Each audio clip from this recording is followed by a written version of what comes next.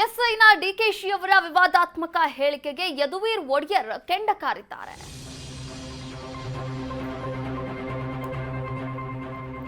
DK Shivakumar ಅವರ ಹೇಳಿಕೆಗೆ ಯದುವೀರ್ ಒಡೆಯರ್ ಕೆಂಡ ಕಾರಿದ್ದಾರೆ.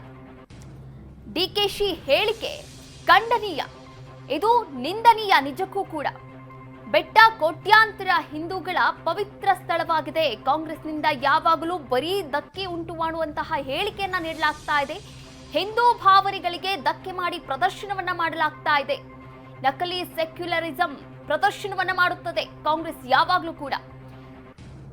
ಕರ್ನಾಟಕದ ಜನ ಎಲ್ಲಾ ಧರ್ಮವನ್ನ ಗೌರವಿಸ್ತಾರೆ.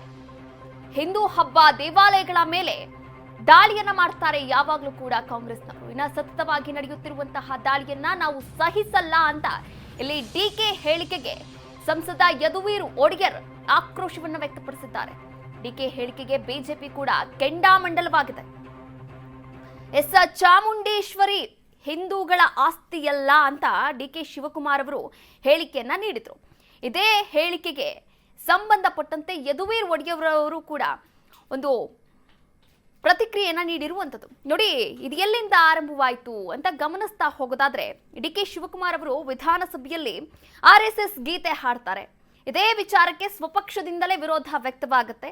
ಇನ್ನು ಕ್ಷಮೆಯನ್ನ ಕೂಡ ಕೋರ್ತಾರೆ.